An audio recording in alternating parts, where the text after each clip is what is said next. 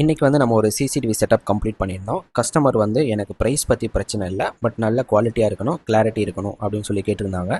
அவங்களுக்கு வந்து நம்ம ஐபி கேமரா தான் சஜஸ்ட் பண்ணியிருக்கோம். ஸோ அவங்களும் ஓகேன்னு சொல்லிட்டாங்க. அதுக்கப்புறம் அவங்க வந்து எனக்கு இந்த மாதிரியான வியூலாம் வேணும், இதெல்லாம் எனக்கு வந்து இந்த இந்த இடம்லாம் எனக்கு இம்பார்ட்டன்ட் அப்படிங்கிற மாதிரி சொல்லியிருந்தாங்க. ப்ளஸ் நம்மளும் எப்போவும் எப்படி பண்ணுவோமோ அதே மாதிரி அவங்களுக்கு வந்து ஃபஸ்ட்டு வந்து பார்த்திங்கன்னா வெளியில் இருக்கிற கேட்டு. ஸோ அந்த கேட்டில் யார் வராங்க போகிறாங்க, அது மட்டும் இல்லாமல் மேலே ஸ்டெப்ஸில் ஏறி மேலே போகிறாங்களா இல்லை நேராக உள்ளே வராங்களா, ஸோ அது தெரியணும்னு சொன்னாங்க. ஸோ அதனால் அதை ஃபோக்கஸ் பண்ணி ஒரு கேமரா. அதுக்கப்புறம் வந்து அவங்களோட மெயின் டோருக்கு வெளியில் யார் நிற்கிறாங்க, டோர் யார் ஓப்பன் பண்ணுறாங்க, ஸோ அது தெரியணும்னு வச்சுருந்தாங்க. ஸோ அது ப்ளஸ் அதுக்கு மேலே எவ்வளோ தூரம் நம்மளால் கவர் பண்ண முடியுமோ அவங்க கேங் வேவை நம்ம கவர் பண்ணி கொடுத்துருந்தோம். அதுக்கப்புறம் பின்னாடி வந்து அவங்களுக்கு வந்து ஒரு கேட் இருக்குங்க, ஒரு டோர் இருக்குது. ஸோ அந்த டோரையும் நம்ம கவர் பண்ணுற மாதிரி ஒரு கேமரா வந்து நம்ம ப்ளேஸ் பண்ணியிருக்கோம்.